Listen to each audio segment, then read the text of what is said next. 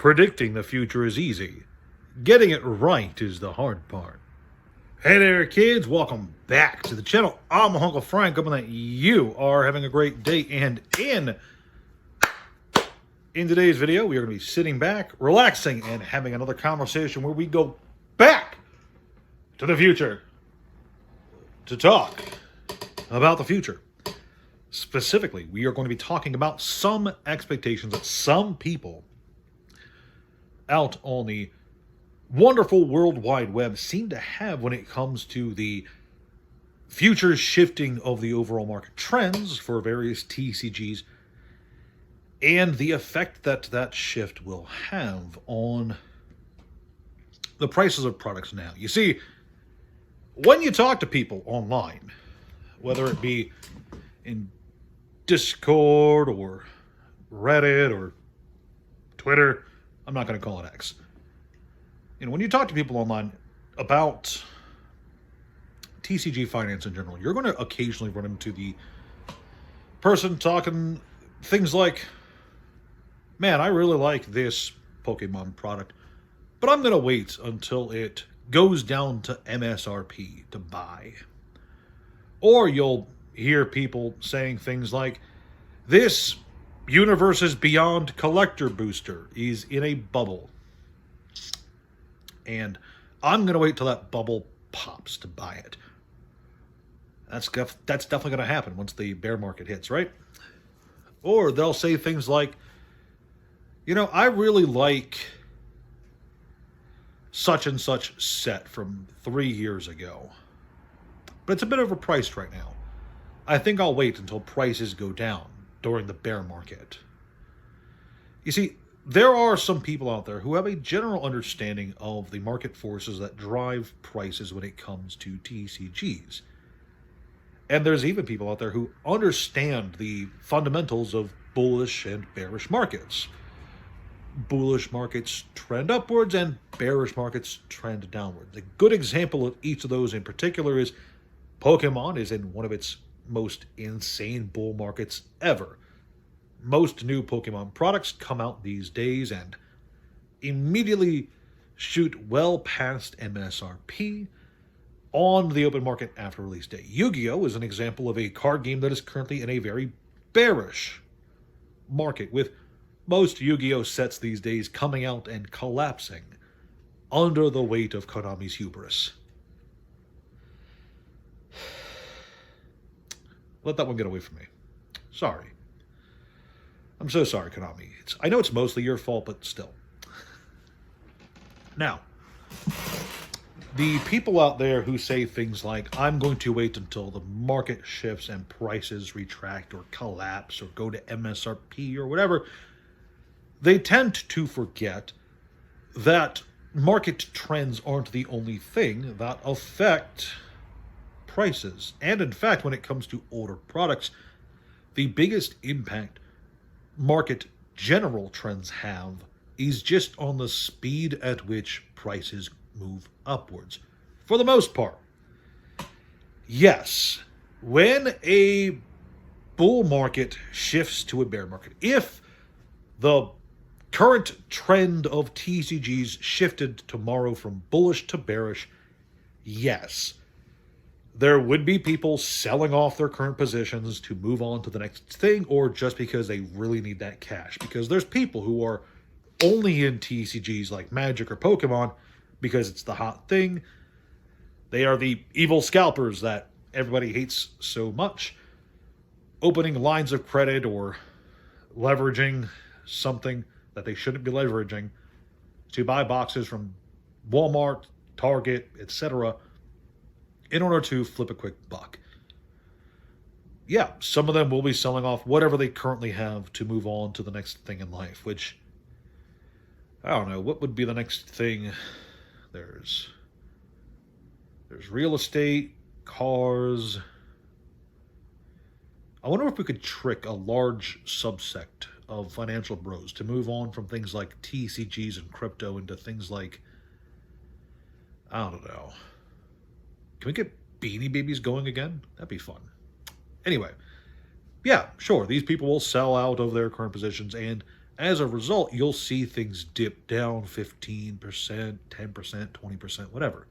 We've seen it before several times. And, you know, if you've been through a market cycle before, you have a pretty decent idea of the general way things will play out. There will be a sell-off. There will be some price retractions, some price corrections, however you want to call it. But it won't mean... If Magic went bearish tomorrow, I hate to be the one to break this to you, but Final Fantasy collector boxes wouldn't collapse. Let me say that again. Final Fantasy collector booster boxes will not go down to 7, 6, 500 if the overall market shifts tomorrow, if the bubble pops. Okay? Oh, the reason for this is very simple. Enough people bought Final Fantasy at over $1,000, and enough of those people who bought Final Fantasy over $1,000 aren't going to be willing to take that hit. They are going to ride out the wave and wait for markets to shift again. Yes, some of them will very foolishly sell. Those people were never going to stick around for the long term anyway. But not enough people will be selling to force prices to go that far down. You will see people selling enough for prices to dip down again, 10, 15%. That's what, $150 off current market prices? What is it now? $1,300, $1,400, something like that? Yeah, you'll see prices dip a bit, but you're not going to see 40% reductions in a collector booster box. You're not going to see Crown Zenith boxes, which are over 3 years old, I think. You're not going to see Crown Zenith ETBs, sorry. You're not going to see Crown Zenith ETBs suddenly go back to $30, $40, $50. It's not going to happen.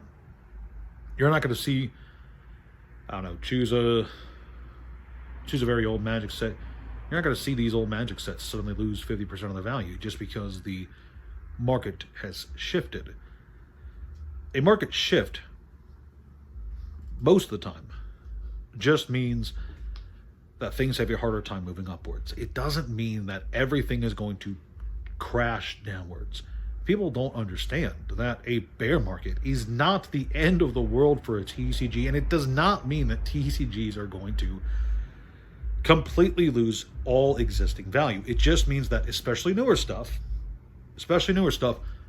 will have a harder time seeing the appreciations, seeing the gains that some of the older stuff experienced during the bull market. Yeah, could Destined Rivals go to MSRP if the market shifted to bearish tomorrow? Yes.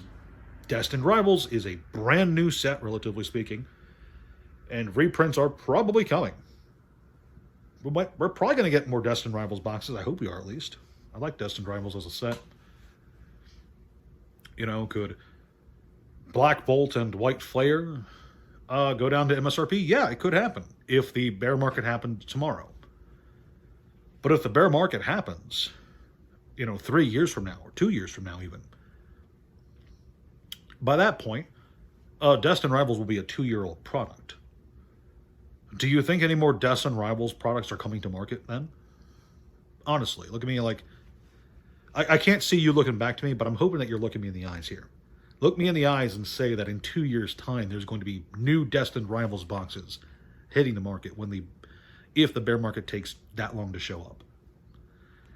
I don't think they will. By that point, the biggest impact the bear market will have on Destined Rivals is just that Destined Rivals won't be going up as fast as it was before. Or at least it will have a harder time moving upwards as fast as it was before. People tend to forget a lot of things change and a lot of things stay the same. And we can see the effects of a bear market right now. Yu-Gi-Oh! Is in a bear market. I've said this several times on the channel, and I will continue to say this. Yu-Gi-Oh! Isn't dead. And more to the point, older Yu-Gi-Oh! Product doesn't collapse as a direct result of newer products coming out and not having the best time. Yes, it's true. We're in a bear market for Yu-Gi-Oh! And we're seeing in Yu-Gi-Oh! Now what we were seeing in Pokemon during its previous... I said bull market, didn't I? Yu-Gi-Oh's in a bear market, sorry. Yu-Gi-Oh's in a bear market, and we're seeing with Yu-Gi-Oh! Now what we've seen with other TCGs like Magic and Pokemon during their previous bear market cycles. New sets come out, fewer and fewer people buy new sets. Singles aren't as desired from new sets because of various Konami reasons. So, singles go down, box prices go down. And stores sell off what they can to try and make enough money for the next product. But you know what doesn't go down? The 20-year-old sets, the 20-year-old cards, the 10-year-old sets and 10-year-old cards, you know? Heck, Konami reprinted LOB, the first set, a full reprint. You could buy that. Okay? Like, you could buy a sealed box of LOB. Isn't that crazy? Anyway, original LOB prices didn't collapse at all.